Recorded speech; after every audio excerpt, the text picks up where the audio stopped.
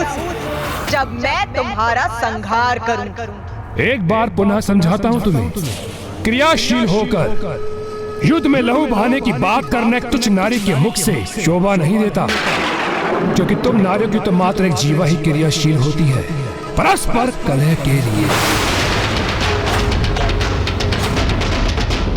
अब अधर्मी दुर्गमासुर का पाप कलश पूर्ण रूप से भर चुका है।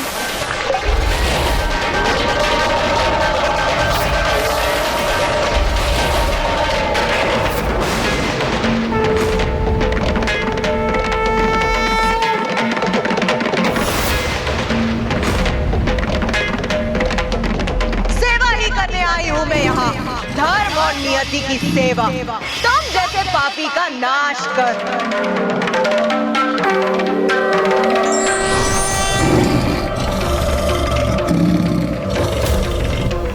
व्यर्थ में ही प्रतीक्षा कर रहा था, मुझे पूर्व में ही तुम्हारा वध कर देना चाहिए था। तुम्हारा वध! तुम्हारा वध!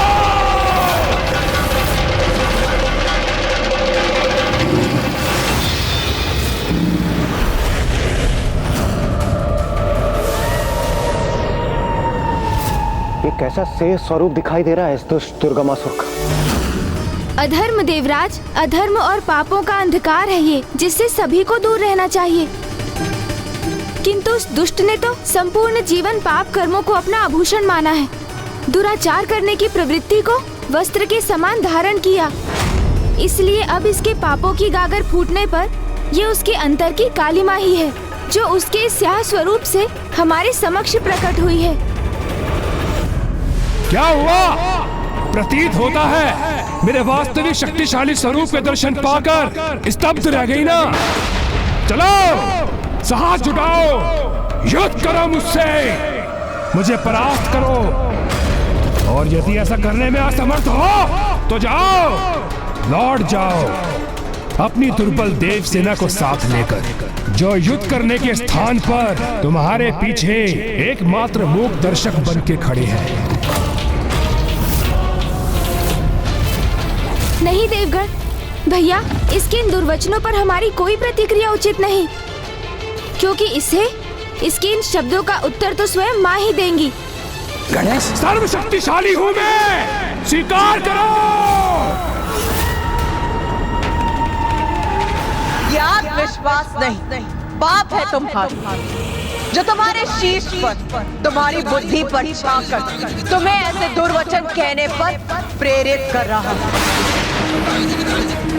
और मुझे तो इसी समय की प्रतीक्षा, क्योंकि अब मैं तुम्हें तुम्हारे प्रत्येक पाप का दंड दूं। जिस नारी को तुमने तुझ समझा, तुझ पुकारा, वही अब तुम्हारी मृत्यु बनेगी। मृत्यु का भय नहीं है मुझे, क्योंकि मृत्यु पे तो विजय प्राप्त कर चुका हूं मैं।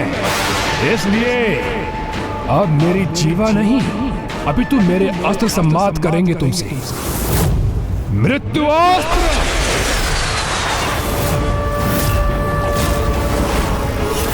लो मेरे इस प्रहार को संभालो।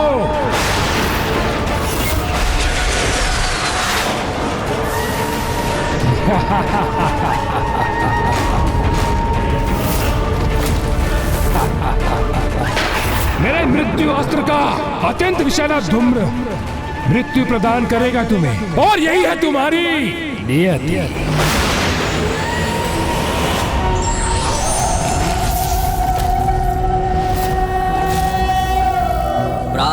महाविद्या माता धूमावती कलिकया जापमाला जयंती मध्याह्ने प्रौढ़रूपा विकसित वदना चारुनेत्रा निशायां संध्यायां तृप्तरूपा गलितकुचयुगा मुण्डमालां वहन्ति स देवी देवदेवी त्रिभुवन जननी कालोकपातु युष्मा।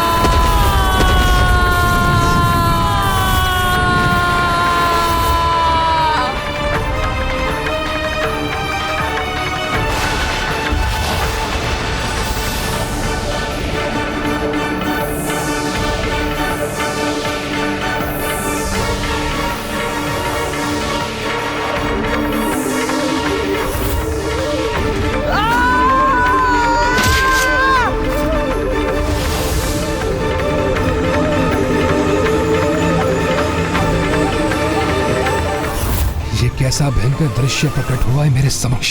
ये सत्य नहीं हो सकता।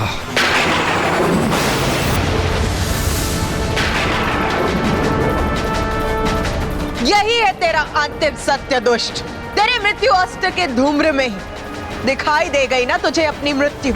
नहीं, ये मेरी मृत्यु नहीं, कोई माया है तुम्हारी जिससे तुम मेरा मनोबल तोड़कर युद्ध में पराजित होने के स्थान पर तुम मुझे ही मेरे मन में पराजित करने का प्रयास कर रही हो।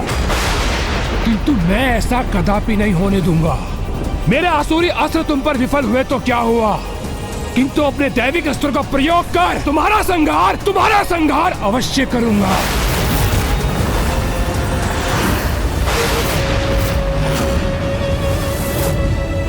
वायु अस्त्र, अग्नि अस्त्र,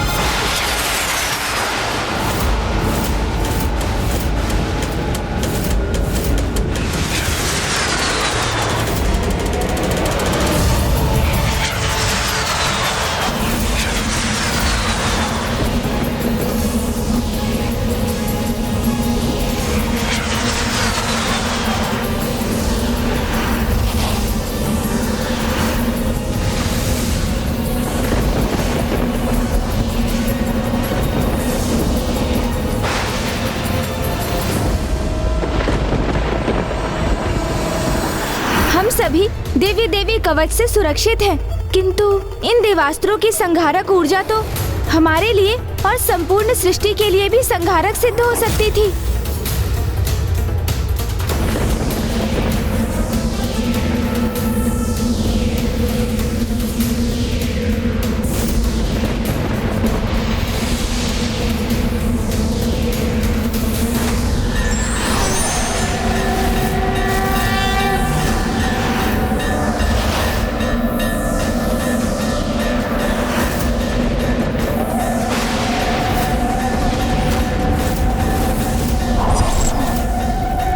ज्वाला देवी अर्थात अग्नि और ताप की देवी।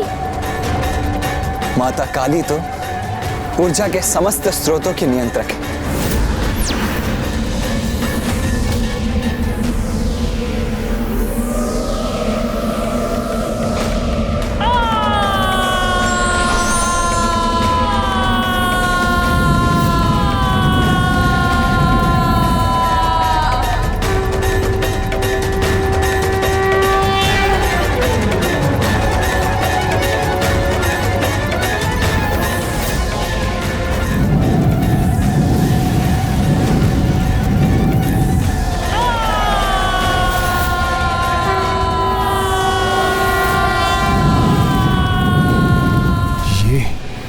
ये क्या हो रहा है?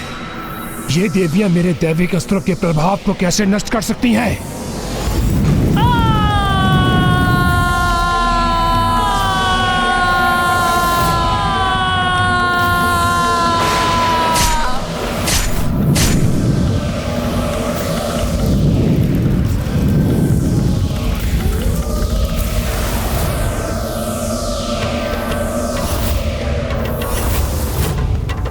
ये तो माता ज्वाला ही है जो अग्नि अस्त्र को अपने उदर में समाहित कर उसे शांत कर सकती है।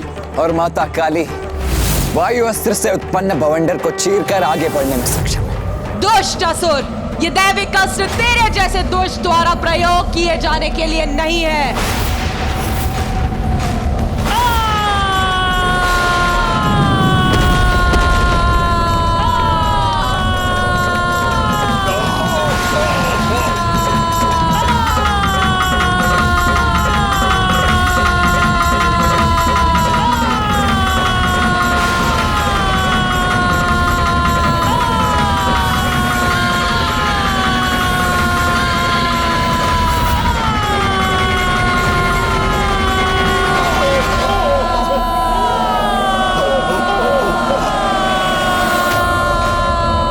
मेरी आसुरी ढाल मेरा कवच बनकर मेरी रक्षा करेगी।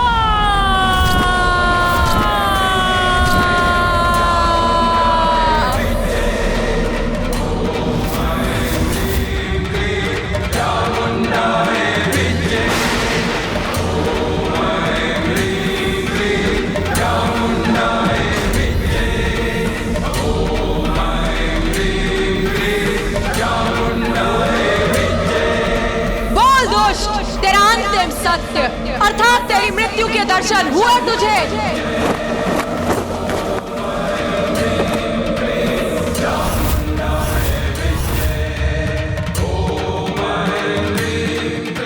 ये थी वायु की वास्तविक शक्ति।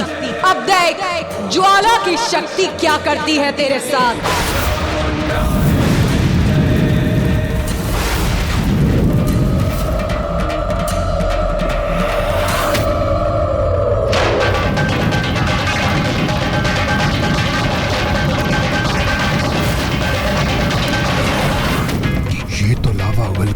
उसे मेरी ओर प्रवाहित कर रही है। इसके ताप को शांत करना होगा मुझे। वरुण अस्त्र।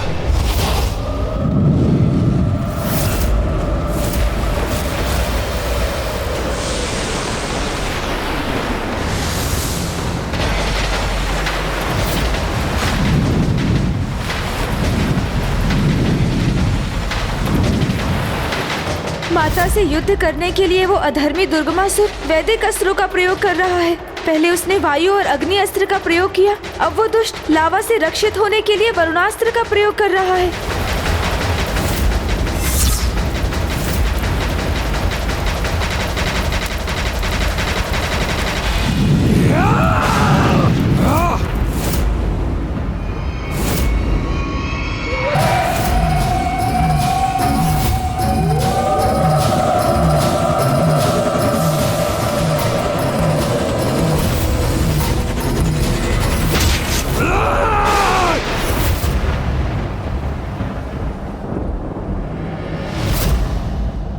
पुनः मुझे वो दृश्य क्यों दिखाई दिया?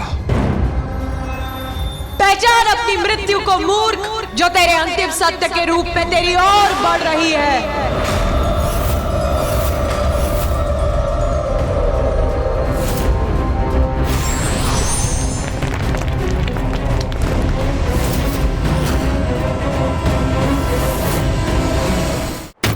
तुम्हारा काल अपना मुख खोले, तुम तक पहुंचने ही वाला है। इसका आभास हुआ तुम्हें दुर्गमासुर? नहीं, असंभव है मेरी मृत्यु। मैं अजय था, अजय हूँ और अजय रहूंगा। दुर्गमासुर हूँ मैं, दुर्गमासुर, दुर्गमासुर।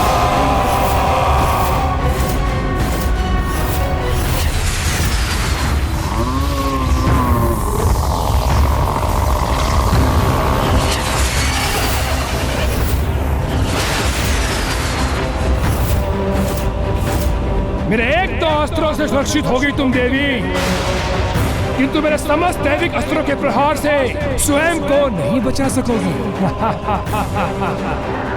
तामसिक माता के 94 करोड़ अनुष्ठान का ही प्रतिफल है मेरे ये वैदिक अस्त्र, जो अब इस तुच्छ नारी के संहार में सहायक सिद्ध होंगे।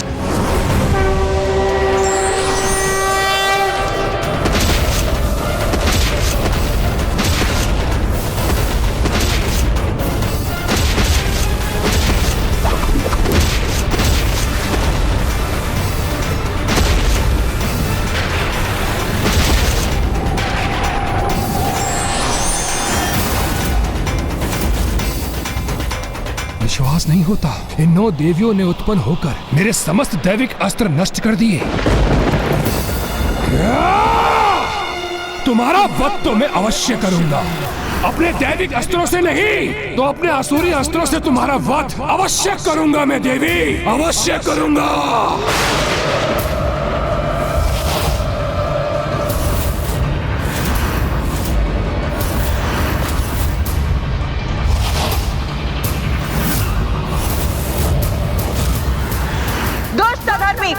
लो अब सामना करो धर्म की शक्ति का।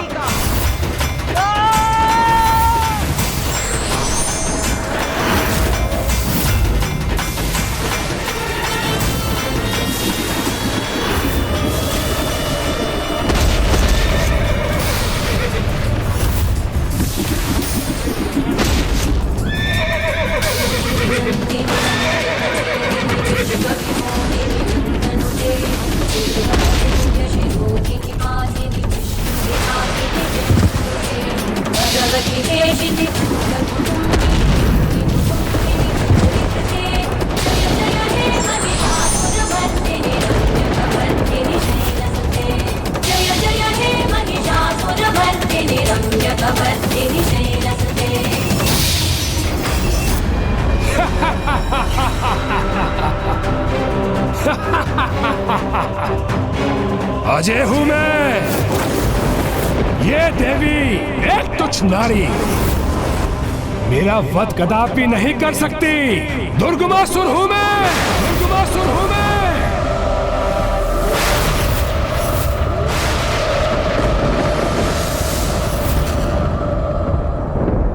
ये क्या? मेरा शीश मेरे तन से विलग होकर नीचे गिरा हुआ है। क्या दोष? अपनी मृत्यु दिखाई दी तुम्हें?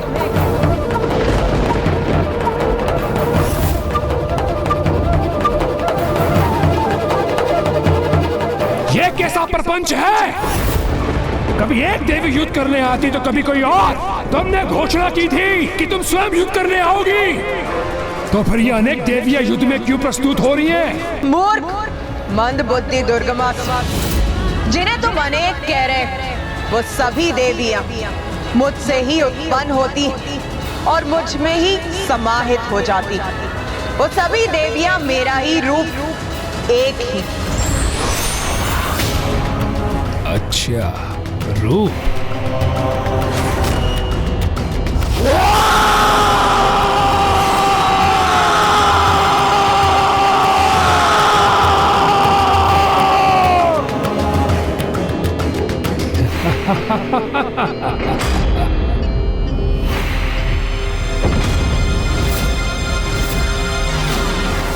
मंद बुद्धि मैं नहीं, अपितु तुम हो देवी। जिसे यह भ्रम है कि तुम दुर्गमासुर की मृत्यु बनोगी। स्मरण करो, मैंने क्या कहा था?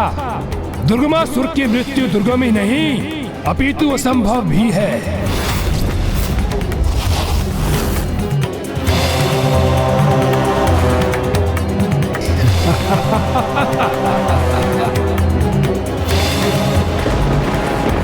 देखो मेरे सहस्त्र सशस्त्र हाथों को।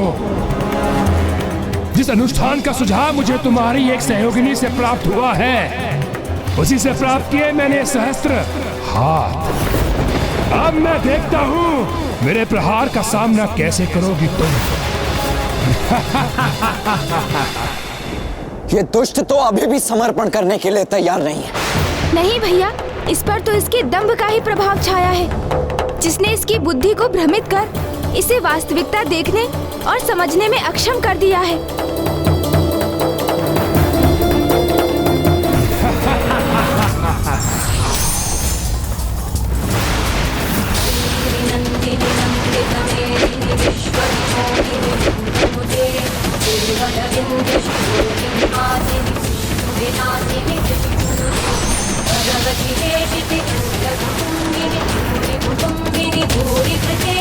जय जय हे महिषासुरमर्दिनी रम्यकमर्दिनी शैलसुते। जय जय हे महिषासुरमर्दिनी रम्यकमर्दिनी शैलसुते।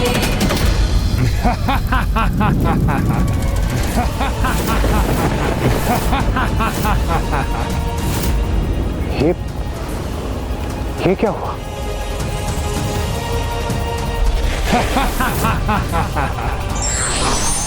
तुम कोई भी रूप धारण कर लो, मेरे अंगों को क्षति नहीं पहुंचा पाओगी। तुम्हारा कोई भी छल युक्त वार सफल नहीं होगा मुझ पर, नहीं होगा। ये क्या? माता के किसी भी बाण का प्रभाव इस दुर्गमासुर पर क्यों नहीं हुआ? ये कैसे हुआ? कैसे संभव है ये? इससे तो मैं भी अचंभित हूँ। ये कैसे संभव हुआ? देखा देवी, देखा मेरी अजय शक्ति का प्रदर्शन। स्वयं को देवी आदिशक्ति पुकारने वाली। ये तो उचित है कि तुम्हारे प्रत्यक्षदर्शी तुम्हारे साथ है। जो तुम्हारा विनाश देख उसकी गाथा गाएंगे, संसार को बताएंगे कि वो तुम्हें पूजने की भूल करते थे, क्योंकि तुम कोई महाशक्ति नहीं, अभी तो एक मात्र तुच्छ नारी हो। मैं दुर्गमासुर, ब्रह्मांड के सारे देवी देवताओं को पराजित करने वाला दुर्गमासुर। तुमसे भी कहीं अधिक शक्तिशाली हूं मैं, महाशक्तिशाली, महाज्ञानी, महापराक्रमी दुर्गमासुर हूं मैं।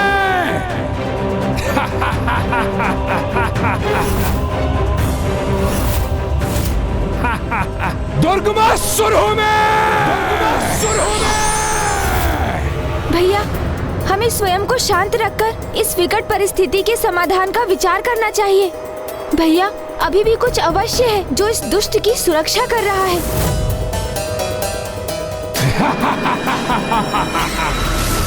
इसका ललाट, मेरी दिव्य दृष्टि से मुझे इसके ललाट पर वैसा ही तेज दिखाई दे रहा है जैसा तेज गायत्री माता के प्रभाव से दुष्ट अरुणासुर के ललाट पर भी था।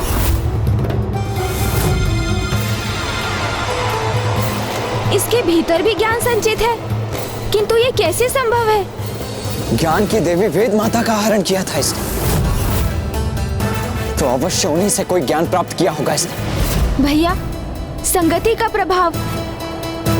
अर्थात ये भैया कि जैसे आप मेरी संगति में रहने के कारण इतने चतुर हो गए हैं कि आपने अपनी चतुराई से इसका रहस्य ज्ञात कर लिया, उसी प्रकार अवश्य वेद माता की संगति ही इसकी रक्षा का कारण बन रही है।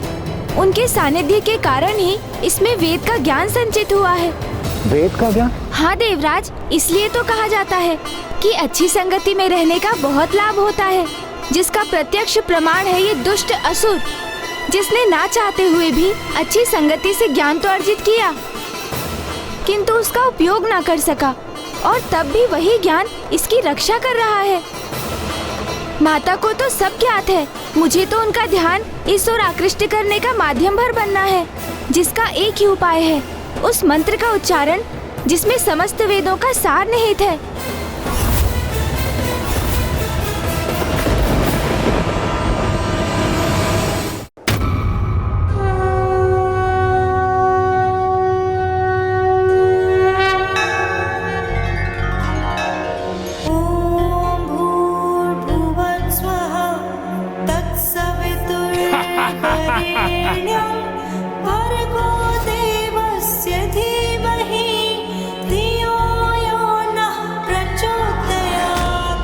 वेद माता का ज्ञान ही है जो इस असुर की रक्षा कर रहा है।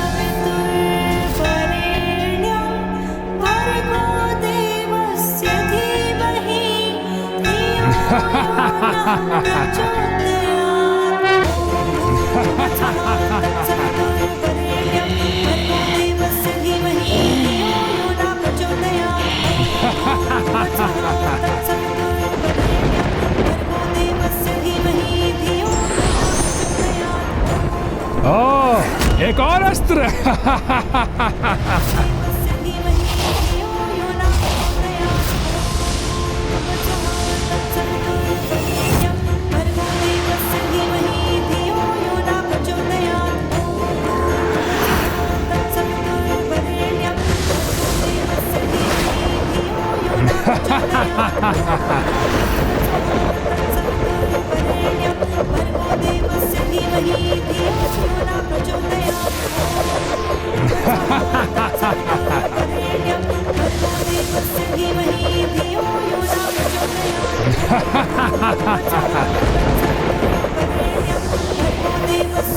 इस चक्र की ध्वनिन गति से मेरा मस्तिष्क भी अनियंत्रित हो रहा है।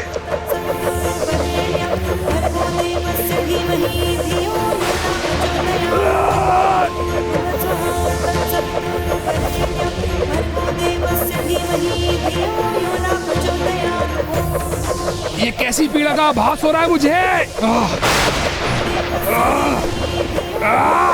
अपार कष्ट हो रहा है मुझे, जैसे मेरा शीश विस्फोट होने जा रहा है।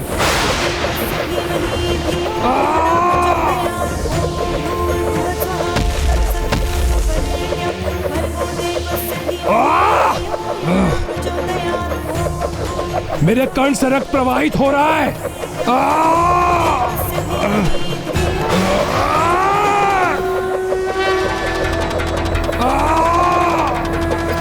ये क्या? इस पापी दुर्गमासुर के शीश से ये उजला प्रकाश कैसे प्रकट हो रहा है? यही वो ज्ञान है देवराज, जो इसे सुसंगति से दान में प्राप्त हुआ था। चारों वेदों का ज्ञान।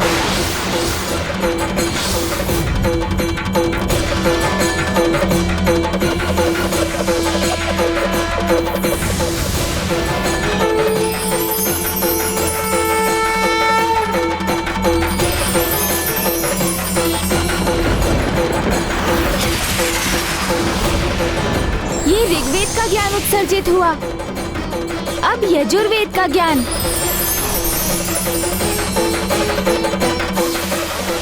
तत्पश्चात सामवेद का ज्ञान और अब अंततः अथर्ववेद का ज्ञान भी उत्सर्जित हो गया उसके मस्तिष्क से।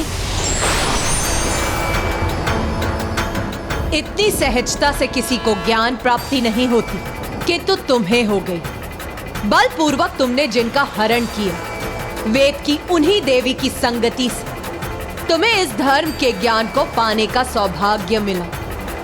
किंतु तुम्हारे भीतर की बुराई ने तुम्हारे ज्ञान को कभी बढ़ने नहीं दिया, किंतु धर्म के इस ज्ञान ने फिर भी तुम्हारा साथ दिया और कवच बनकर सदा तुम्हारी रक्षा की। यह है उचित ज्ञान का महत्व, जो तुम जैसे मूर्ख अधर्मी कभी नहीं समझ सकते।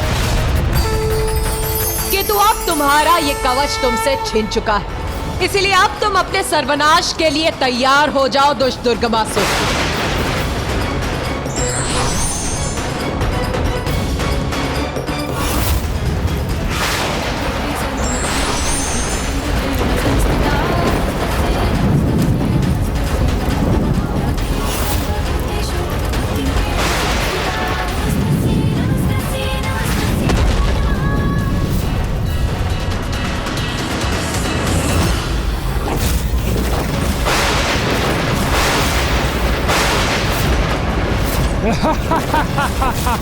क्या तुम वास्तव में मान बैठी थी कि मेरी शक्ति का आधार वेद का ज्ञान था?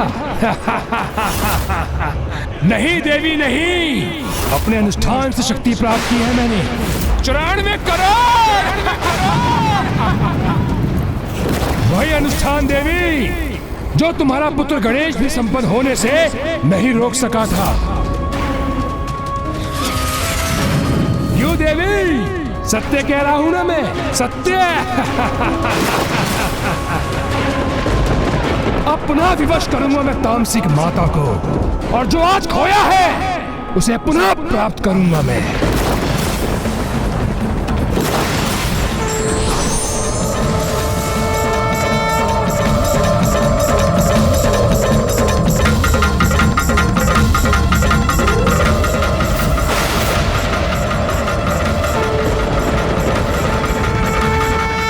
इसी माँ ने तुझे सुझाव दिया था, आज मृत्यु प्रदान करेगी। जिस दिन व्यक्ति पर निंदा छोड़ निज निंदा करना आरंभ कर देगा, उस दिन से उसका पतन नहीं अपितु उत्थान आरंभ हो जाएगा।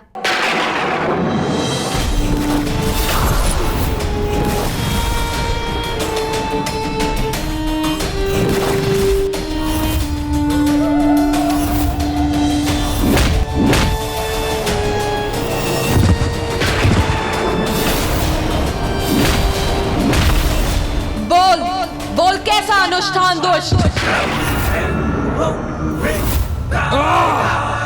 माता, अजय हूँ माता मैं। आपके कहने पर 94 करोड़ बार अनुष्ठान किया था मैंने।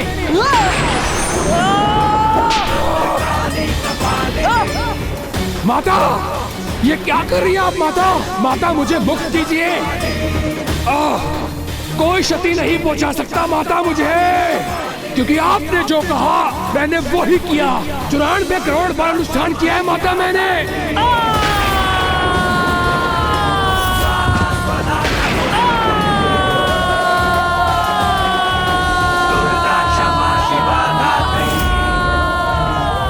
ये क्या कर रही हैं आप माता? आप मेरी आराध्य हैं और मैं आपका परम भक्त। इसके पश्चात भी आप मुझे प्रताड़ित कर रही हैं माता।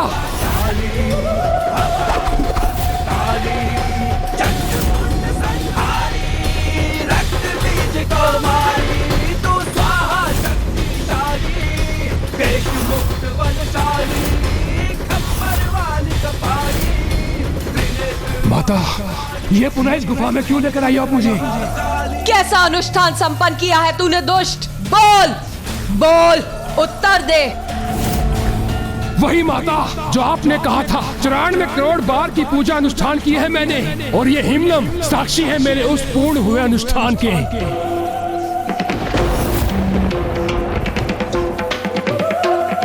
नहीं, ये नहीं हो सकता। ये हिमलम शेष कैसे रह गया? मैंने तो पूर्ण रूप से अनुष्ठान किया था। हाँ दुष्ट, चल अब वहां चल जहां तेरी नियति तेरी प्रतीक्षा कर रही है। चल। कैसा अनुष्ठान पूर्ण किया था तूने दुष्ट?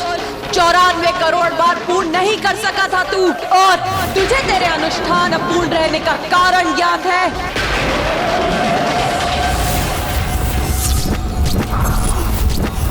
मेरा अनुष्ठान अपूर्ण कैसे रह गया?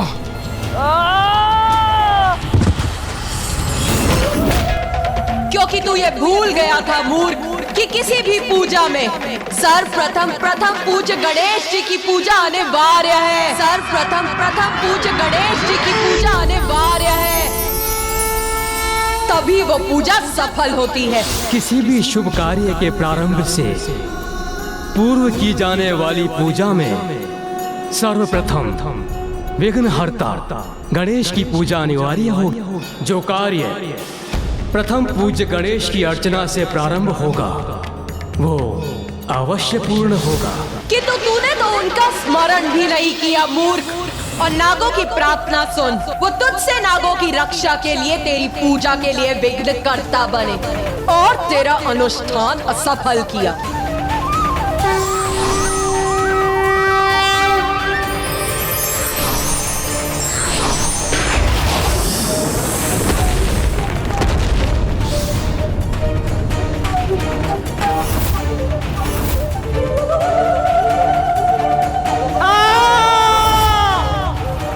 अनेकों बार तूने मुझे विवश किया, किंतु फिर भी मैंने तुझे दंडित नहीं किया, क्योंकि तेरे भीतर वैदिक ज्ञान सम्माहित हो गया था। और इसीलिए आज तक देवी आदि शक्ति ने मुझे इसकी अनुमति नहीं दी थी कि तू अब तेरे पापों की गागर भरकर फट चुकी है। इसीलिए अब तुझे ये दर्शाने के लिए कि अत्याचार कितना भयंकर हो सकता है, कोई रोक नहीं है मुझ पे।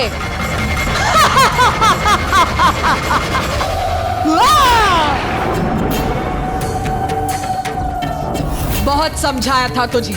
अवैदिक पूजा से भले ही भक्त अपने आराध्य को विवश कर तुरंत उसका फल तो पा जाता है, कि तू एक दिवस इसका भयंकर दंड भी भुगतना पड़ता है उसे। आज तुझे ज्ञात होगा कि किसी को विवश कर किसी से सहायता मांगने का कैसा भयावह दुष्ट परिणाम होता है।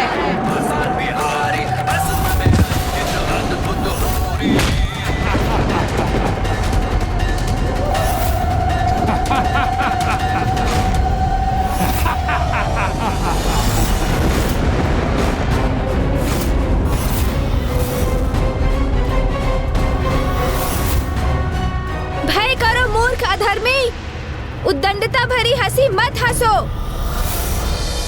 क्यों अपने अंत को और कष्टदायी बना रहे हो तुम?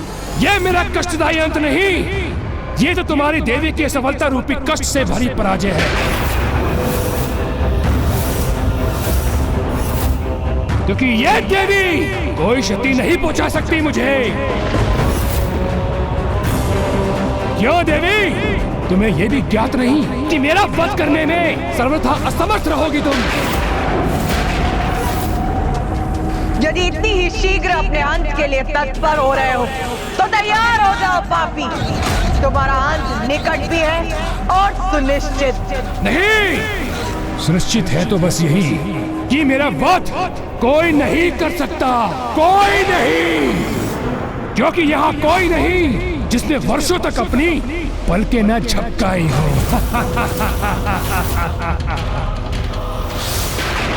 आप मुझे ये वरदान दीजिए कि मेरी मृत्यु एक स्त्री के हाथों से ही हो, किंतु वो ऐसी स्त्री हो जिसने वर्षों तक अपनी पलकें न झपकाई हो। जैसी तुम्हारी इच्छा वत्स। तथास्तु, तथास्तु।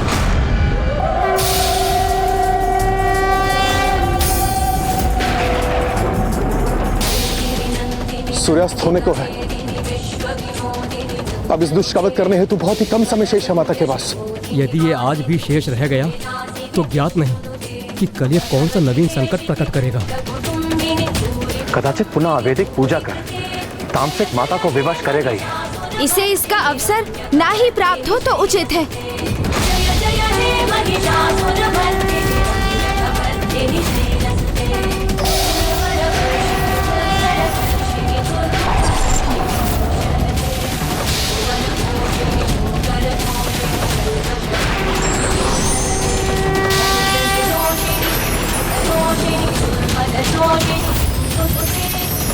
ये भाई का प्रकाश कैसा है जिसे देखना भी मेरे लिए दोबार हो रहा है।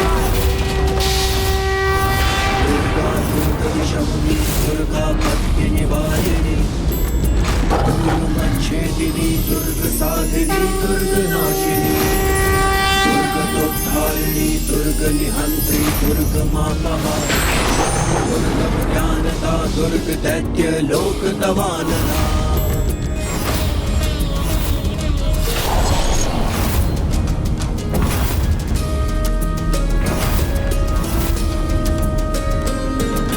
दुर्गमा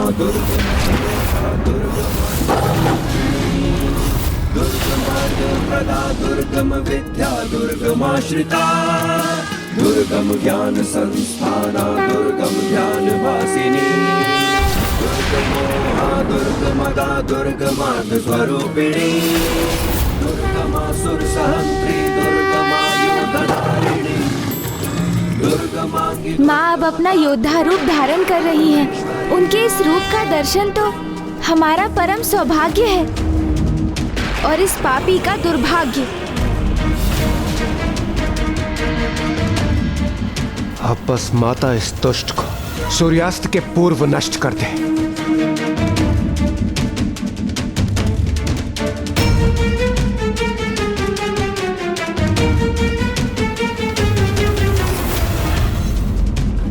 कुछ क्षण और व्यर्थ करने में सफल हो गया और मैं पुनः सुरक्षित हो जाऊंगा।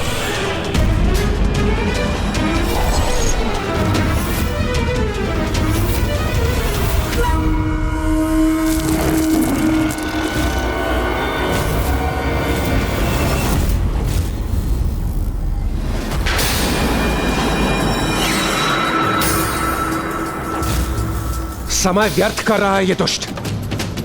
सूर्यास्त तक शेष रहना चाहता है जिससे इसे युद्ध में एक और दिवस की अवधि प्राप्त हो जाए।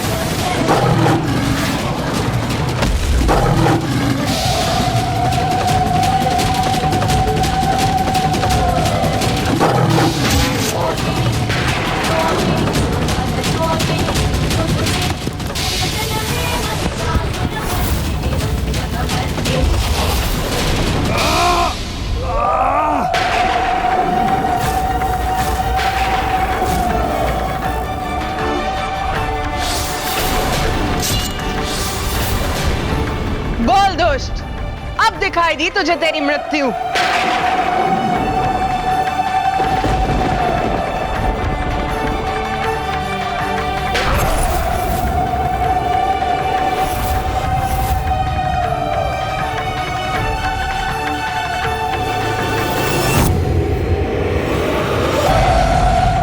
बस किसी प्रकार आज का सूर्यास्त देख लूं मैं।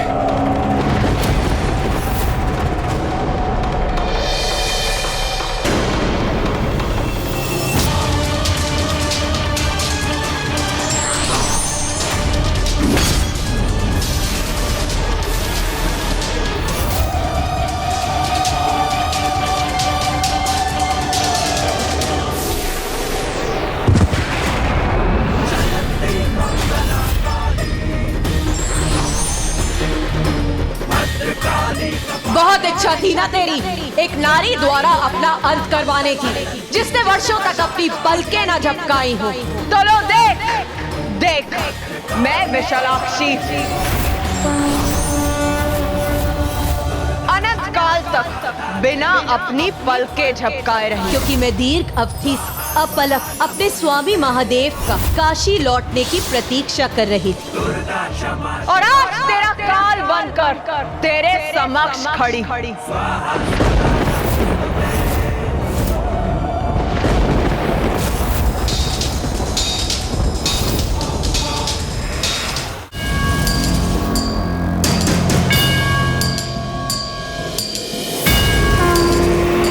विशालाक्षी ने तो कभी अपनी पलकें नहीं झपकी। आज उन्हीं के हाथों उस दुष्ट की पलकें सदा सदा के लिए निस्पंद पड़ जाएंगी, बंद हो जाएंगी। देख दुर्गमासुर, देख मुझे दुर्गा रूप धारण कर तेरे समक्ष प्रस्तुत हूँ मैं।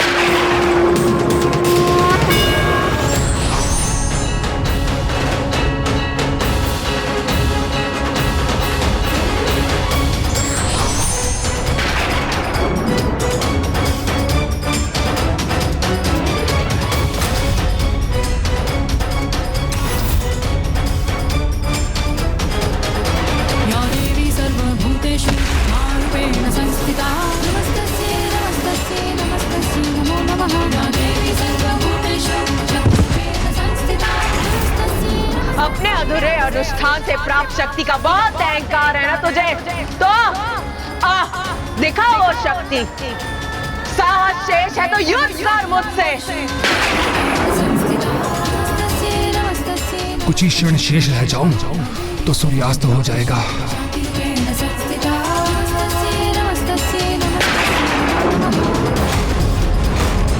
मुझे ज्ञात है ये दुष्ट अवश्य पुनः समय गंवाने के लिए कुछ करने ही वाला है।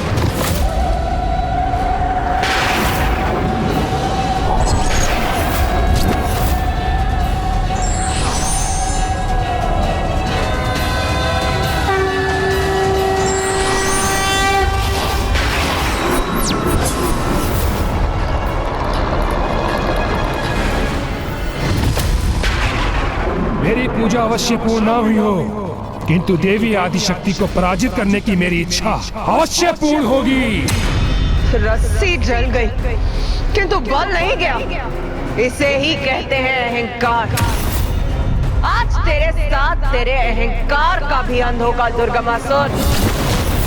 लो, मेरे सहस्त्र हाथों से सहस्त्र अस्त्रों से प्रहार होने का सामना करो।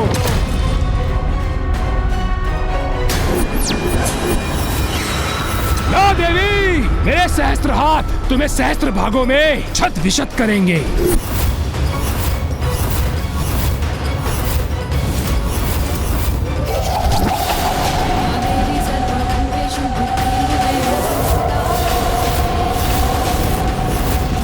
ये सहस्त्रों आकृतियां कहां से उत्पन्न हुई? ये क्या माया है?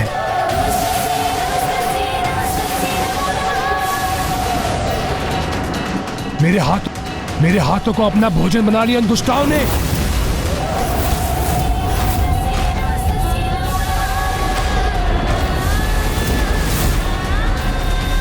और मेरे अस्त्र मुझ पर ही आ गिरे हैं। अब अपनी पराजय स्वीकार करेगा ये दुष्ट।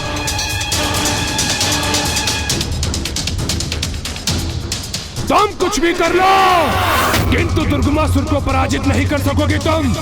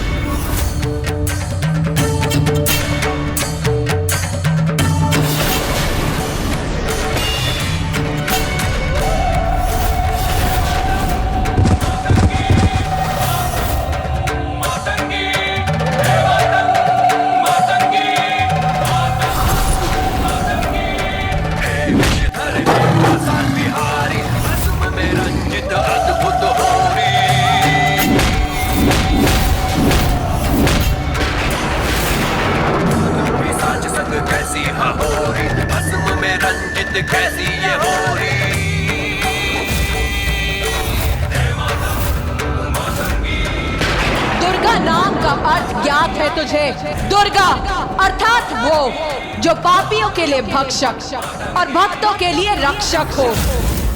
दुर्गा अर्थात वो जो दुर्गम से दुर्गम कार्य को पल भर में पूर्ण करे। दुर्गा अर्थात वो जो दुर्गम से दुर्गम दुष्टता का विनाश कर शांति, समृद्धि और धर्म की सत्ता स्थापित करे। दुर्गा अर्थात वो जो पांचों ज्ञानेंद्रियों और पांचों कामेंद्रियों से उत्पन्न पाप विकारों के आभेद में फंसी आत्माओं को मुक्त कराए। और आज ये दुर्गा दुर्गमासुर का अंत कर उसकी आत्मा को पापमय जीवन से मुक्त करेगी। तो तुच्छ नारी पुकारता रहा ना जिसे, आज वही नारी तेरे अंत के उपरांत दुर्गा नाम से विख्यात होगी।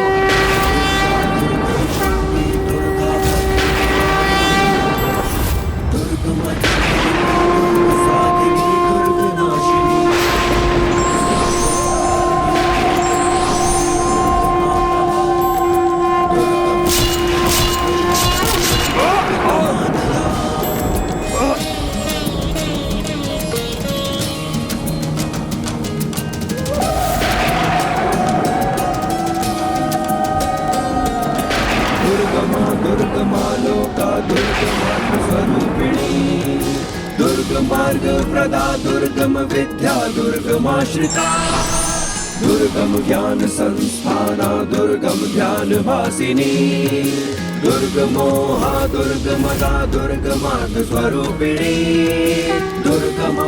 देवी की घोषणा के अनुसार उनका ये रूप देवी दुर्गा के नाम से विख्यात होगा। वो देवी दुर्गा जो किसी भी दुर्गम कार्य को सुगम कर दे। जय मां दुर्गा, जय जय जय जय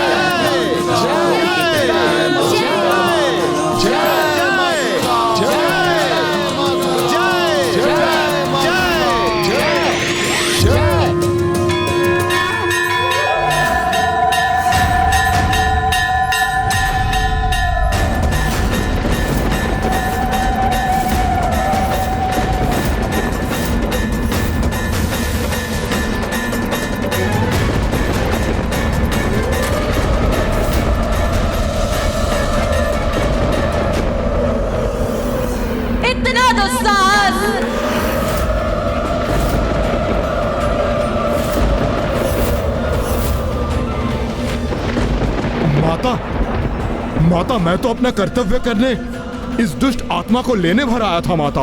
अब एक भी पग आगे मत बढ़िएगा यमदेव। क्या हो गया है माता को? वो अभी भी इतनी उग्र और अशांत क्यों प्रतीत हो रही है?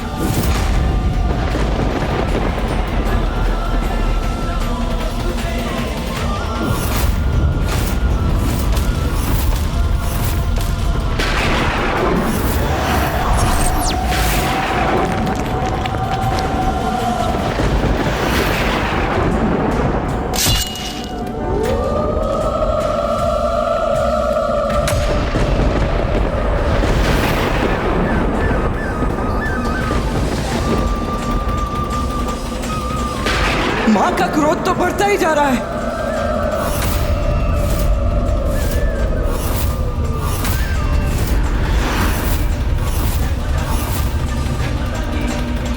इससे पूर्व कि माता का क्रोध अपने चरम पर पहुंचे और कुछ अनर्थ हो जाए, माता के क्रोध को शांत करना होगा।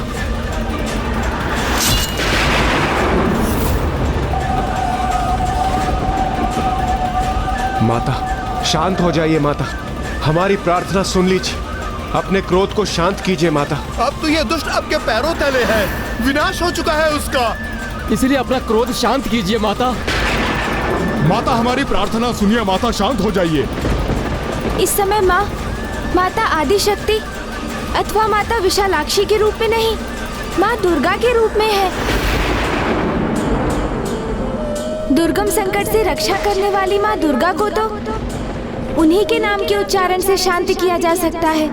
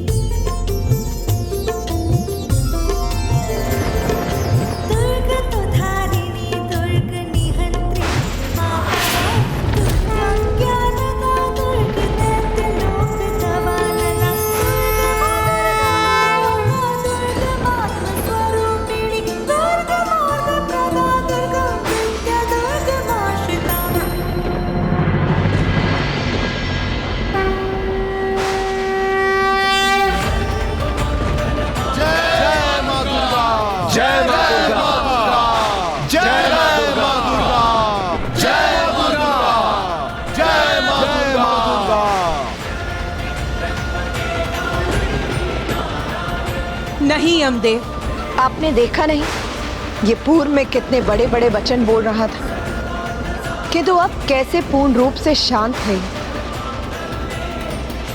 अर्थात अधर्म पथ पर चलने के लिए इसे प्रेरित करने वाले इसके प्रमुख अवगुण अहंकार का अब नाश हो चुका है।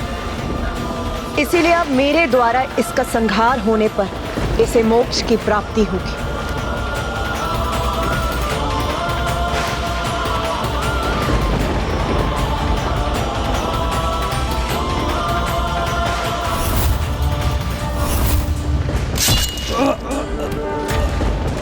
जय मां दुर्गा।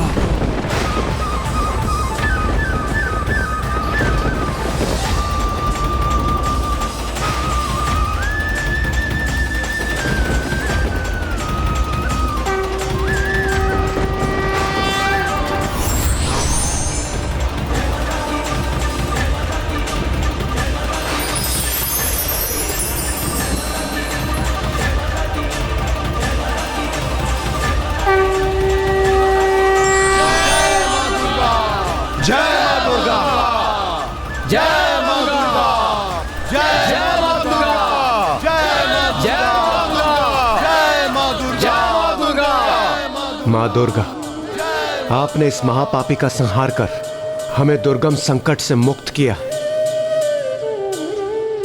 किंतु माता उन साधारण जीवों का क्या जो संकट के समक्ष भयभीत हो जाते हैं? उन्हें आपकी कृपा कैसे प्राप्त होगी माता? वो संकट के समक्ष निर्भय कैसे होंगे? पुत्र गणेश ने अभी मेरे जिन 32 नामों का उच्चारण किया, उन सभी नामों के विशेष अर्थ हैं। जो इन नामों के अर्थ समझ के मेरे द्वंद्विश नाम माला का जाप करेगा अथवा स्तुति करेगा, वो दुर्गम से दुर्गम संकट से बाहर आने का मार्ग अवश्य प्राप्त करेगा।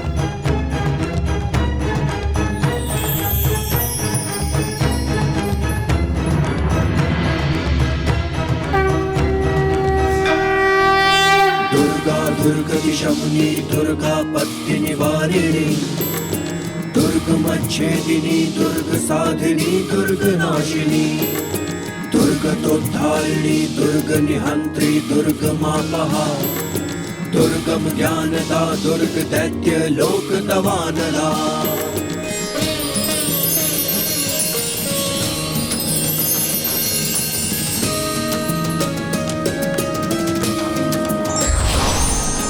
दुर्गमा दुर्गमा लोका दुर्गमात्म स्वरूपिणी, दुर्गमार्ग प्रदा दुर्गम विद्या दुर्गमाश्रिता, दुर्गम ज्ञान संस्थाना दुर्गम ध्यान भासिनी, दुर्गमोहा दुर्गमदा दुर्गमार्ग स्वरूपिणी, दुर्गमासुर सहंत्री दुर्गमायुधधारिणी, दुर्गमांगी दुर्गमता दुर्गम्या दुर्गमेश्वरी, दुर्ग भीमा दुर्ग भामा दुर्ग भा दुर्ग दारिणी, दुर्ग भीमा दुर्ग भामा दुर्ग भा दुर्ग दारिणी।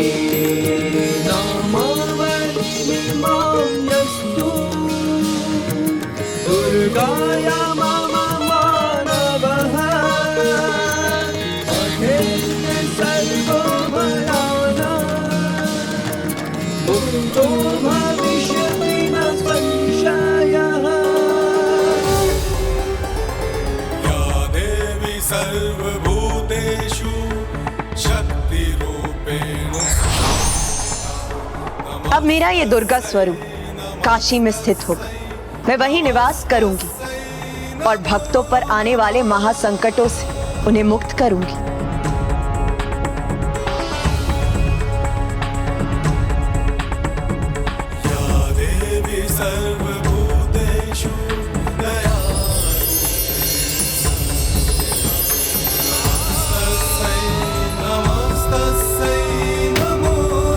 जिस प्रकार स्वयं के भीतर कस्तूरी होने के बाद भी हिरण सदा भटकता ही रहता है, उसी भांति मनुष्य भी स्वयं के भीतर स्थित वास्तविक ज्ञान को बहुत कठिनाई से ढूंढ पाता है।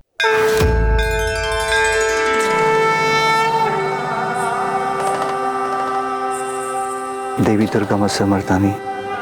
देवी दुर्गा, आज आपने दुर्गामासुर का वध कर पुनः प्रमाणित कर दिया कि जगत जननी अपने संतानों की हित के लिए सदैव सजग रहती है। आपकी प्रत्येक लीला संसार के कल्याण के लिए ही होती है। काशी में अनेकों वर्षों तक बिना पल के झपकाए आपने मेरी प्रतीक्षा की, विशालाक्षी बनी। यदि आप ऐसा ना करती तो दुर्गामासुर का वध दुर्गम हो जाता। किंतु प्रिय, अब आपकी संतानें पुनः सुरक्षित हैं, इसलिए अब आपके कैलाश लौटने का समय आ गया है।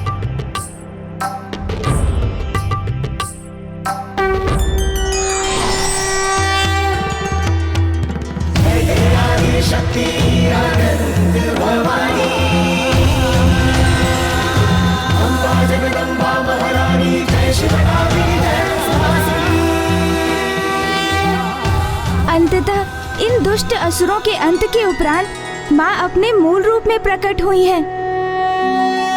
अर्थात अब ब्रह्मांड में सर्वत्र शांति स्थापित होगी और मुझे कैलाश में माँ के हाथों के मोदक खाने का सुख प्राप्त होगा भैया। अच्छा गणेश, असुरों की चिंता दूर होते ही तुम भोजन की चिंता में पड़ गए। चिंता तो होगी ना भैया, किंतु इस चिंता में इस बार मैं भी डूबा हुआ हूँ गणेश। मुझे भी माँ के हाथों के पकवान खाने की अत्यधिक लालसा हो रही है और मुझे पूर्ण विश्वास है कि कल कैलाश लौटते ही माँ हमारी ये इच्छा अवश्य पूर्ण करेंगी। ओह, तब तो बहुत आनंद आएगा भैया। और वैसे भी गणेश, कल तो माता का जन्म दिवस भी है। कल चैत्र शुक्ल पक्ष की नवमी और मृगशीरा नक्षत्र है। इसी तिथि की मध्य रात्रि में ही तो माँ ने जन्म लिया था।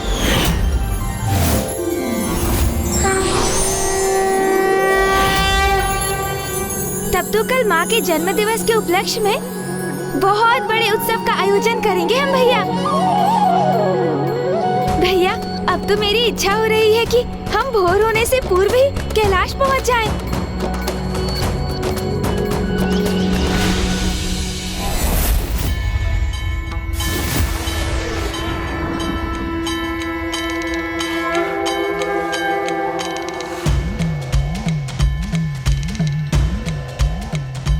संसार में अपना गृह, अपना निवास ही वो स्थान है जहां पहुंचकर सर्वाधिक सुख का अनुभव होता है।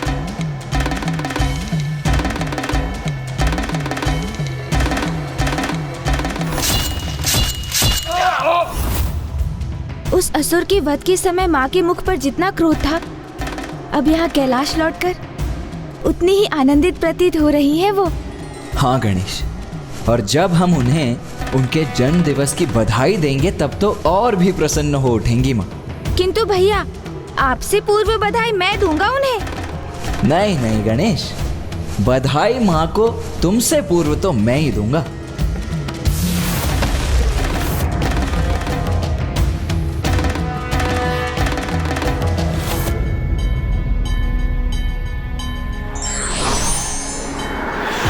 माता, माता आ गई, माता आ गई।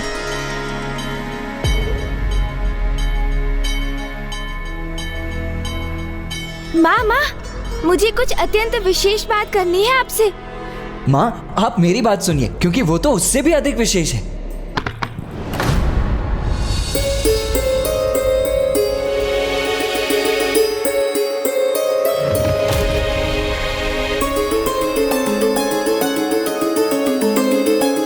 माँ क्या पुनः क्रोधित हो रही हैं? किंतु इसका क्या कारण हो सकता है गणेश? क्या पुनः किसी असुर से उत्पन्न संकट का आभास हो रहा है उन्हें? क्या हुआ माँ? वही जो मेरी अनुपस्थिति में यहाँ होता। यहाँ की व्यवस्था कितनी बिगड़ गई।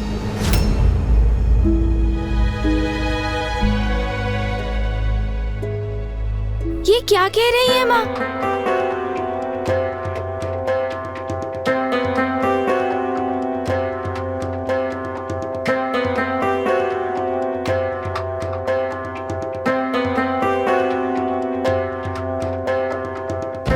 यदि भवन की ऐसी अवस्था है तो स्वामी के ध्यान का स्थल किस दशा में होगा?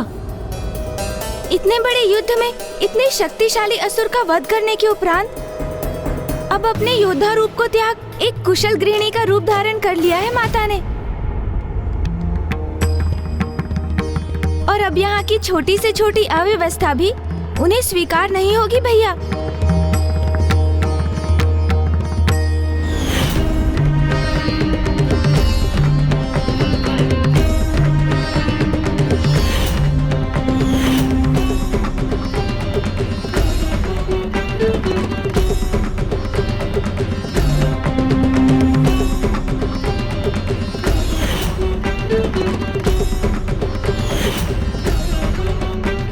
तो मेरा अनुमान उचित था। यहाँ तो कोई स्वच्छता नहीं, सब कुछ कैसा बिखरा पड़ा है। हाँ, स्वामी अपना ध्यान कैसे करेंगे?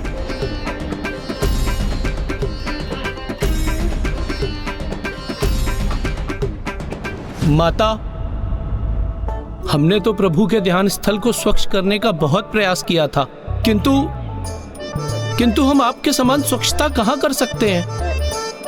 और ये देखिए ना माता, आज के दिवस ही हमने इस स्थान को 3-3 बार स्वच्छ किया है। देखिए ना माता, देखिए ना माता, देखिए ना। हाँ, वो तो मैं स्पष्ट देख ही सकती।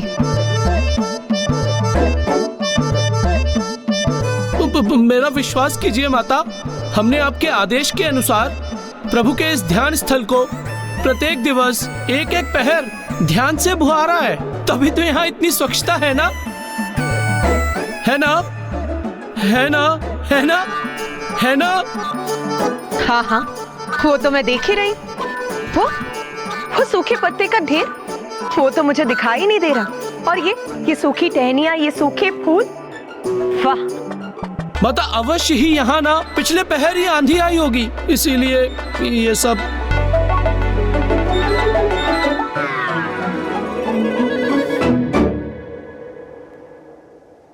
कोई बात नहीं नंदी जी, अब मैं आ गई हूं ना, अब मैं सब संभाल लूं।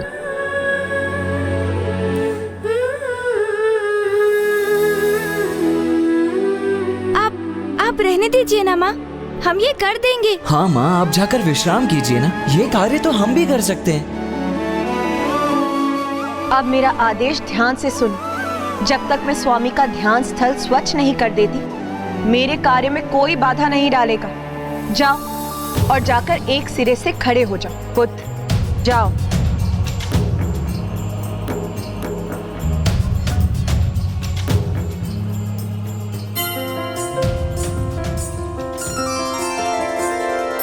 देवी जिसने चंड मुंड दानव संहारे, नारी बन के आज स्वयं घर को भी संवारे।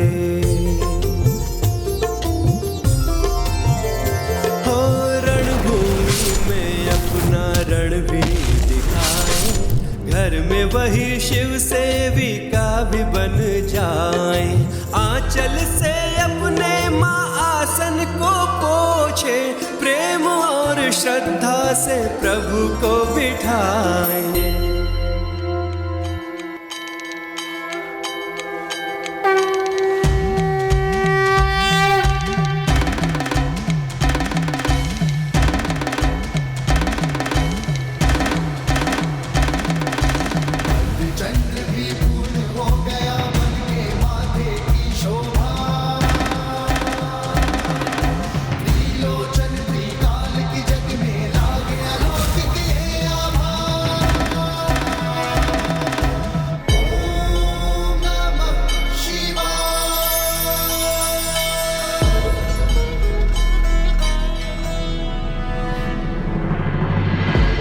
माँ का ये गृहिणी रूप देखकर ये कौन कह सकता है कि ये वही माँ दुर्गा भवानी है जो बड़े बड़े महाअसुरों का संहार करती है, जो कुपित होती है तो दानव दलों पर टूट पड़ती है, रण क्षेत्र में अधर्मियों का नाश कर देती है, तो वहीं दूसरी ओर अपने सौम्य रूप में एक कुशल गृहिणी बनकर परिवार के सभी जनों का ध्यान भी रखती है।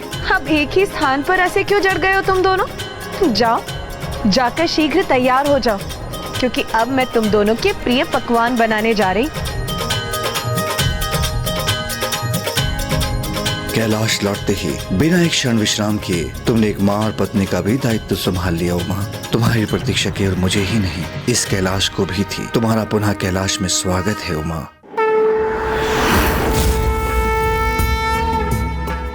स्वामी, देवी पार्वती अपने गृहिणी रूप में उतनी ही समर्थ और कुशल है जितनी योद्धा रूप में। इसमें कोई आश्चर्य की बात नहीं, क्योंकि बहन किसकी है?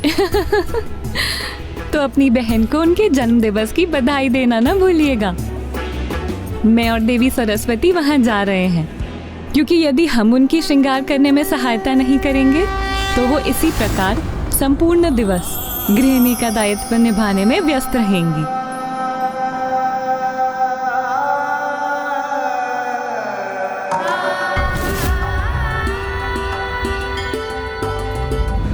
जाने दीजिए ना भैया, मैं छोटा हूँ ना आपसे।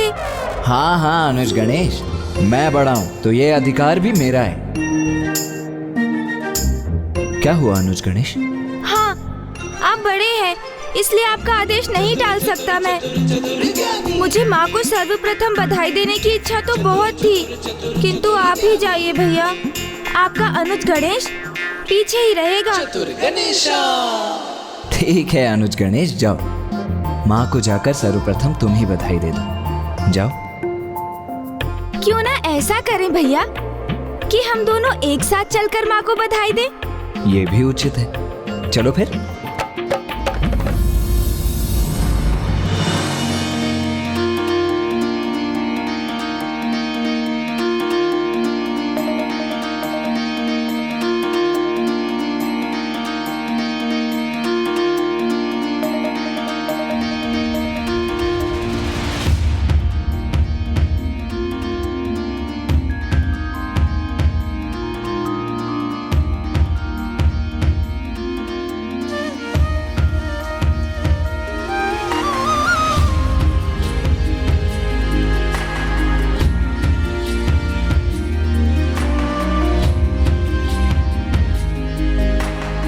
माँ तो यहाँ स्थित होकर भी पिताश्री की सेवा का ही विचार कर रही हैं भैया।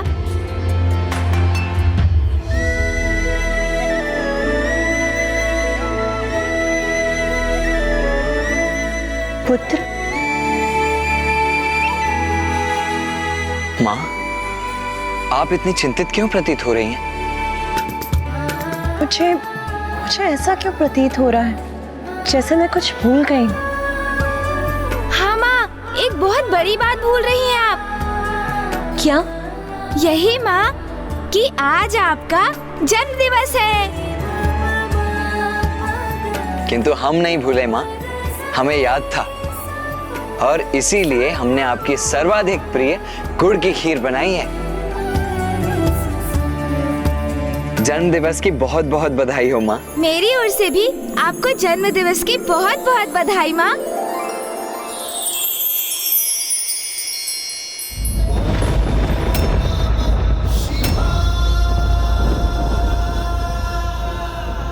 माँ का ध्यान फिर कहीं भटक गया।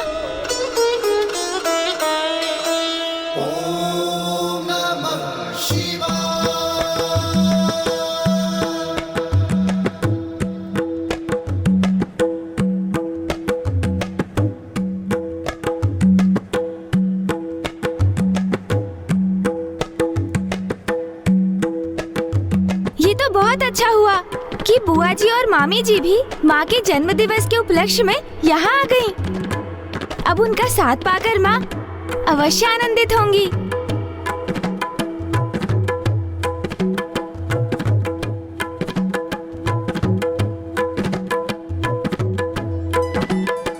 प्रणाम महादेव।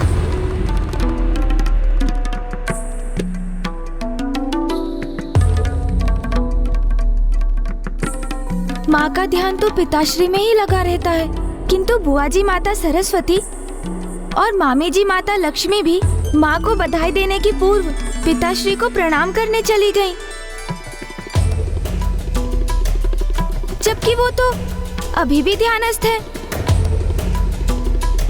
अर्थात माताएं भी पिताश्री को ही अधिक महत्व दे रही हैं।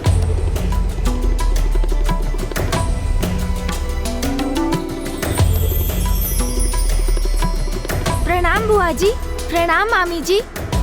कल्याण हो पुत्र। पधारिए देवी लक्ष्मी, देवी सरस्वती।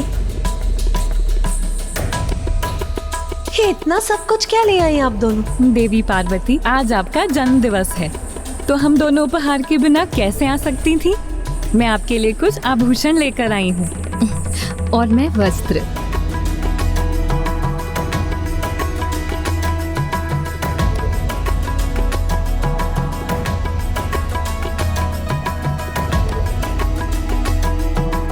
आपके इन उपहारों के लिए आपको कोटि कोटि धन्यवाद।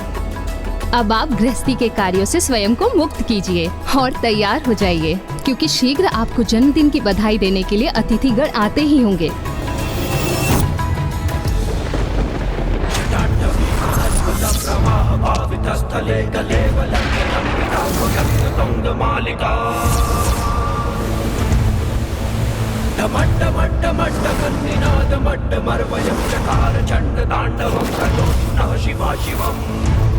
इसलिए आज आपका श्रृंगार हम दोनों करेंगी।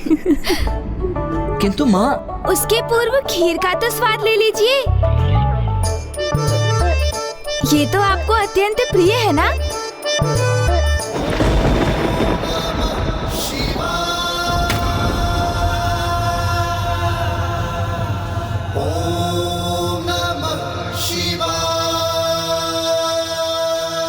माँ का ध्यान तो अभी भी कहीं और है।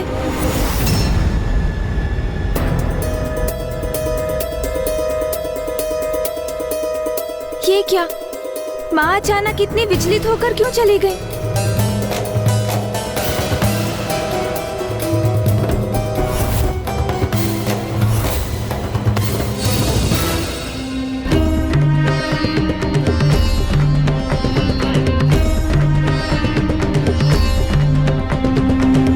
मेरा अनुमान उचित ही था। महादेव को आज मैंने कनेर के फूल तो अर्पित किए ही नहीं थे।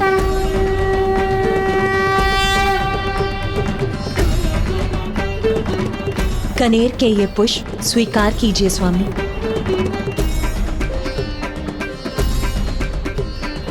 देवी पार्वती के लिए तो महादेव की पूजा ही सर्वोपरि है। उन्हें एक पुष्प समर्पित करना क्या भूल गई वो? ऐसा प्रतीत हो रहा था जैसे स्वयं ही मुरझा गई हूँ।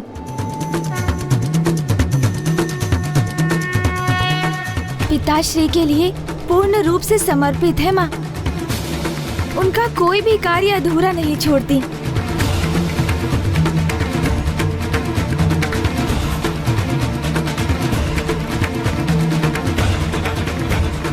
देवी लक्ष्मी, देवी सरस्वती, इस प्रकार अचानक चले जाने के लिए मैं आपसे क्षमा चाहती हूँ। वास्तव में स्वामी को धतूरे, अलसी, चमेली, हरसिंगार, बेल के साथ कनेर के पुष्प भी अति प्रिय हैं, जो मैं भूल गई थी, इसीलिए अब वहीं उनके निकट रखने गई थी। माँ, खीर।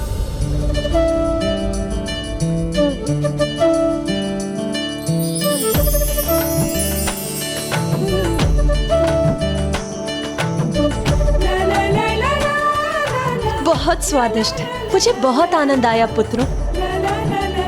आपके इतने उपहार पाकर भी मैं अत्यंत प्रसन्न हूँ। किंतु अब मुझे पुनः अपने कार्य पूर्ण करने जाना होगा।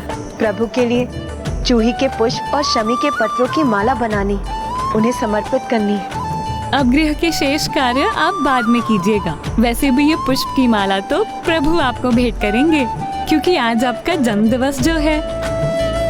बस एक माला बनाने भर का अवकाश दे दीजिए। स्वामी का ध्यान पूर्ण होते ही उन्हें इसकी आवश्यकता होगी। ये माला तो मैं बना दूंगा माँ। आप निश्चिंत होकर जाइए और तैयार हो जाइए। आज आपका जन्म दिवस है ना?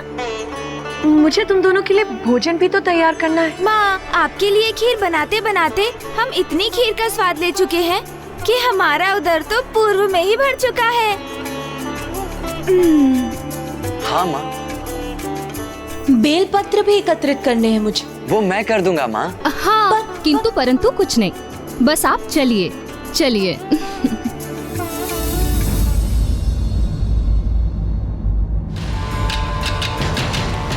अब किस विचार में डूब गए अनुज गणेश? शीघ्र ही अतिथि यहाँ पहुँच जाएंगे। उसके पूर्व हमें कैलाश की सज्जा भी तो करनी है। भैया आप चलिए, मैं शीघ्र ही ये माला बनाकर आता हूँ।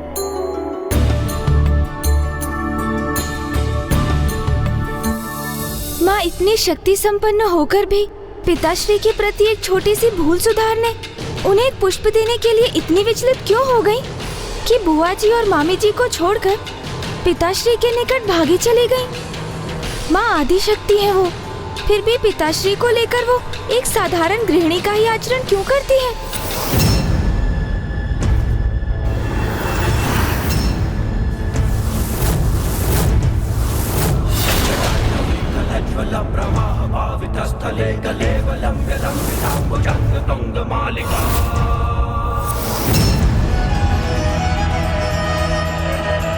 सूरज चमके माथे पर टीका, ऐसी शोभा देखती सृष्टि अलगता अलग फीका। केशों के जुड़े सजाए पृथ्वी की सारी उलझा, तब से कैलाशपति की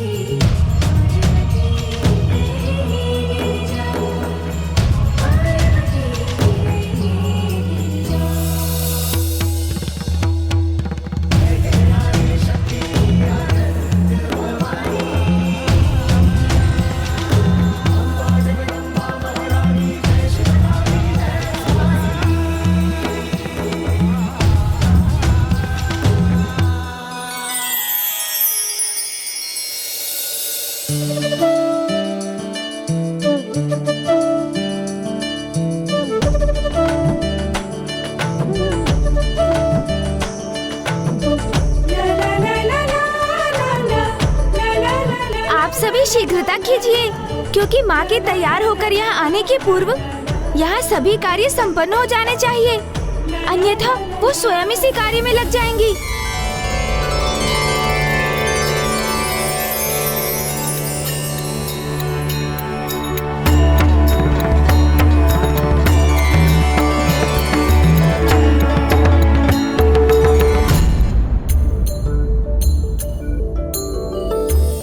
सभी कार्य उचित प्रकार से करो। प्रणाम गणेश जी। ओह नंदी जी प्रणाम। अरे ये क्या कर रहे हैं नंदी जी, मार्ग दीजिए, मुझे अतिथियों के लिए लड्डू बाहर रखने हैं। अरे अरे नंदी जी, अरे ये आप क्या कर रहे हैं नंदी जी, मुझे विलंब हो जाएगा। सब अतिथि पहुँचते ही होंगे और माँ भी तैयार होकर आती होंगी। अरे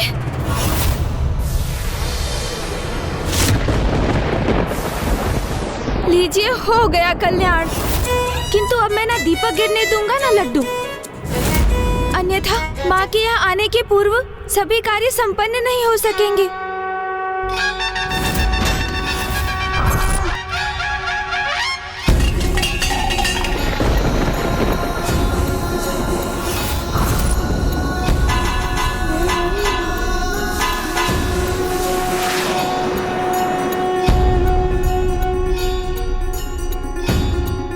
नहीं नंदी जी, आप वहाँ से मत हिलिए, मुझे इन्हें सुरक्षित स्थान पर पहुँचाने दीजिए। माँ के जन्म दिवस पर किसी भी प्रकार की अव्यवस्था नहीं होनी चाहिए।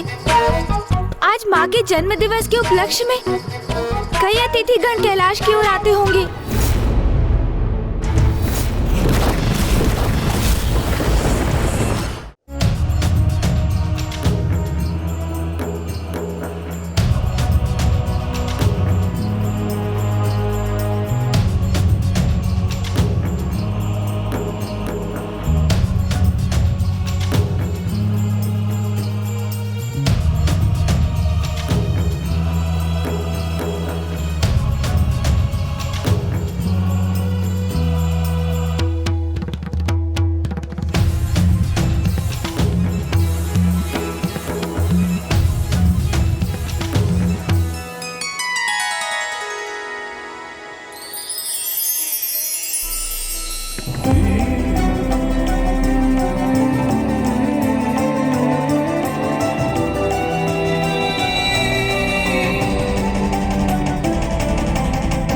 मैं तो बस इतना ही चाहता हूँ कि जैसे ही माँ तैयार होकर बाहर आए, सभी माँ को बधाई देने के लिए माँ के द्वार पर पंक्तिबद्ध खड़े हो जाएं और माँ को ढेर सारी बधाइयाँ दें।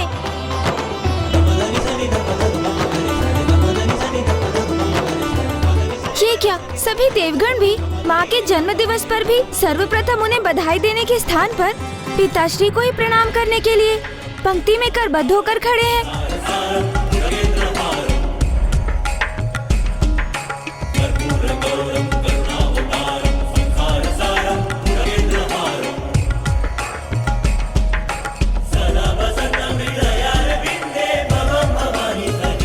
पिताश्री जगत पिता है, देवेश्वर है, महादेव है, किंतु माँ भी तो जगत जननी देवी आदिशक्ति है। तो फिर सभी पिताश्री को उनसे अधिक महत्व क्यों दे रहे हैं? क्या कारण हो सकता है इसके पीछे? और माँ, वो भी पिताश्री की सेवा और पूजा को ही सर्वोपरि मानती है। दुर्गमासुर के वध के पूर्व भी उन्होंने 3 दिवसों के लिए पिताश्री की पूजा का प्रण लिया था। माँ संसार को अनेक विकट संकटों से रक्षित कर उसे संभालती है और पिताश्री तो अधिक समय ध्यानस्थ ही रहते हैं। फिर भी माँ एवं अन्य सभी पिताश्री को ही सर्वोच्च मानते हैं। जिस प्रकार सर्वप्रथम मेरी पूजा होने के पीछे एक कारण है, उसी प्रकार पिताश्री प्रभु महादेव के भी सर्वाधिक महत्वपूर्ण होने का भी कोई ना कोई कारण तो अवश्य ही होगा।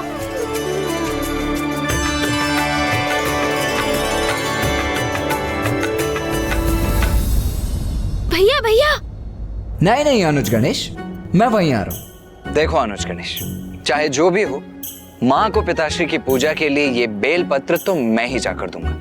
तुम कोई अन्य सेवा सोच लो। आपसे सेवा का अधिकार लेने नहीं आया हूँ मैं भैया, मैं तो बस अपनी किसी जिज्ञासा को शांत करने आए हो, है ना? तो पूछो अनुज गणेश, क्योंकि तुम्हारी प्रत्येक उलझन को सुलझाने में मैं तुम्हारा अग्रज ही तो तुम्हारा सहायक बनता हूँ, नहीं? संकोच मत करो अनुज गणेश, पूछो, क्या पूछना चाहते हो?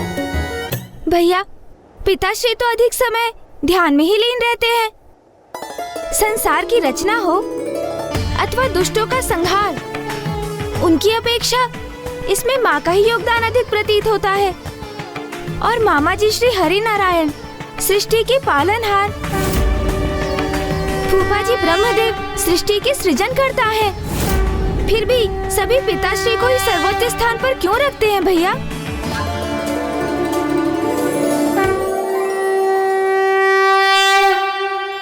नागेंद्र हाराय त्रिलोचनाय भस्मांग। आज तो बड़ी अभूतपूर्व जिज्ञासा जागृत हुई तुम्हारे भीतर अनुज गणेश, किंतु तुम चिंता मत करो, तुम्हारी ये जिज्ञासा भी मैं शांत करूंगा। अनुज गणेश, पिताश्री एक ही स्थान पर ध्यान में स्थित अवश्य दिखाई प्रतीत होते हैं, किंतु वहीं स्थित रहकर भी संसार के समस्त क्रियाकलापों के संचालक वही हैं। संसार के इस गूढ़ रहस्य को समझने के लिए सर्वप्रथम तुम्हें महाशिव तत्व को समझना होगा अनुज गणेश।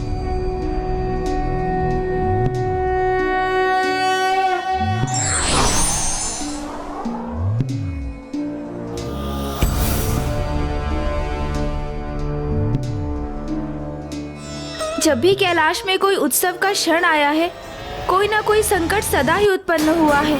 मेरे नामकरण के समय जो विघ्न मायावी रूप धरकर आया था, वो था दुष्ट सिंदूरा।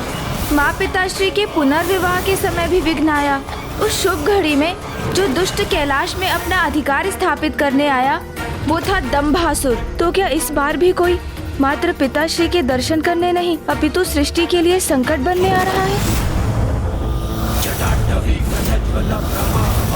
स्थले कलेवलम्ब्य लम्बिताम्बुजंग तुंग मालिका।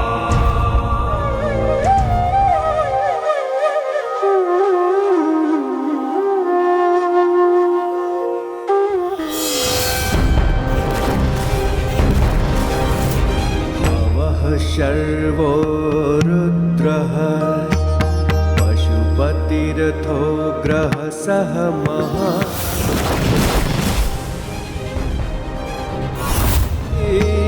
यदभिधानाष्टकमिदं अनुष्मिन प्रत्येकम् प्रविचरति देवश्रुतिरपि मे प्रणिहित नमस्योऽस्मि भवते।